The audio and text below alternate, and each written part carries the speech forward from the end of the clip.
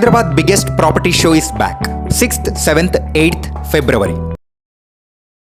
ఇండియాలో ఉన్న Korean lovers ఈ న్యూస్ మీకోసమే. రీసెంట్గా ఉత్తరప్రదేశ్లో ఫిబ్రవరి 4న జరిగిన సంఘటనే ఈ న్యూస్. ఉత్తరప్రదేశ్లో సహీబాబాద్ భారత్ అపార్ట్మెంట్ కాంప్లెక్స్లో 9th ఫ్లోర్ నుంచి ముగ్గురు అమ్మాయిలు దూకి సూసైడ్ చేసుకున్నారు. పోలీస్ ఇన్వెస్టిగేషన్లో తెలిసింది ఏంటంటే వీళ్ళు ఒక కొరియన్ గేమ్, ఈ గేమ్ పేరు వచ్చేసి లవ్ గేమ్. ఈ గేమ్కి ఎడిక్ట్ అవ్వడం వల్లనే ఈ సూసైడ్ జరిగిందని అంటున్నారు. వీళ్ళు గేమ్కి ఎంత ఎడిక్ట్ అయ్యారంటే 2 years నుంచి స్కూల్కి కూడా కరెక్ట్గా వెళ్ళట్లేదు. ఇది గమనించిన పేరెంట్స్ ఫోన్ని తీసుకొని రిస్ట్రిక్ట్ చేయడంతోనే వీళ్ళు డీప్ డిప్రెషన్కి వెళ్ళి ఈ సూసైడ్ అటెంప్ట్ని చేశారు. సూసైడ్ జరిగిన ప్లేస్లో పోలీసులకి 8 pages లెటర్, ఇంకా ఒక డైరీ కూడా దొరికింది. ఆ లెటర్లో ఏముందంటే, సారీ పాప, Korea is our life, we can't let it go అని లెటర్లో రాసి ముగ్గురు సూసైడ్ అటెంప్ట్ చేశారు. డీటెయిల్స్లోకి వెళ్తే వీరి ముగ్గురు పేర్లు వచ్చేసి నిసిక్ 16, ప్రాచీ 14, పాహి 12 years old.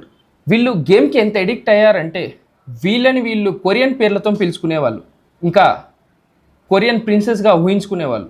ఫ్యామిలీ డీటెయిల్స్లోకి వెళ్తే తండ్రి చేతన్ కుమార్కి 2 భార్యలు, మొదటి భార్యకి 1 బిడ్డ, రెండో భార్యకి మిగిలిన 2. ఎక్స్పర్ట్స్ చెప్తుంది ఏంటంటే ఇండియన్ టీనేజర్స్ ఇంక్రీజ్ అవుతున్న కొద్దీ K-pop, K-drama, Korean games, Korean trends etcetera వీటన్నిటికీ హార్మ్లెస్ అనిపించినా సరే ఇవి వాళ్ళని ఎంతవరకు తీసుకొస్తుందంటే మెంటల్ ఇష్యూస్, హెల్త్, డిప్రెషన్కి దారితీస్తుందా అంటున్నారు. ఈ డిజిటల్ లైఫ్లో పేరెంట్స్ ఎదుర్కొంటున్న ఒక పెద్ద ఛాలెంజ్ ఏదైనా ఉందంటే అది ఒక కొరియన్ కల్చరే. ఎక్స్పర్ట్స్ సజెస్ట్ చేసేది ఏంటంటే పిల్లలతోటి ఓపెన్గా మాట్లాడడం, మెంటల్ హెల్త్, రెస్పాన్సిబిలిటీస్ వీటి గురించి వాళ్ళతో కూర్చొని దగ్గరగా ఉండి మాట్లాడితే చాలా మంచిదని చెప్తున్నారు. కొరియన్ కల్చర్ వరల్డ్ వైడ్గా ఇంక్రీజ్ అవుతున్న ఈ కేసు మనకు ఒక రిమైండర్ లాంటిది.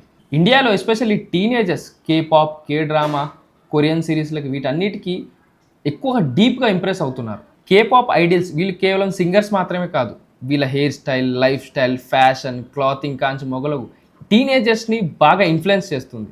K-drama కూడా పెద్ద ఎఫెక్ట్ చూపిస్తుంది. Romance, friendship, aspiration, life style టీనేజర్స్ని బాగా ఆకర్షిస్తుంది.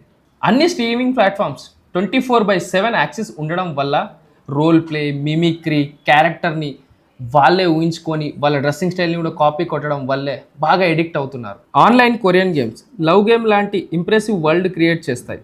Avatar, visuals, friendship, social communities అన్ని రియల్ లైఫ్ రెస్పాన్సిబిలిటీస్ మర్చిపోయేలా చేస్తున్నాయి. School, family interaction, basic routine అన్నిటిని నెగ్లెక్ట్ చేసేలా రిస్క్ ఉంటుంది. సోషల్ మీడియాలో యాంప్లిఫై చేస్తున్న అబ్సెషన్, ఇన్స్టాగ్రామ్, టిక్టాక్, యూట్యూబ్లో fan challenges, online communities, emotional attachment పెరుగుతుంది.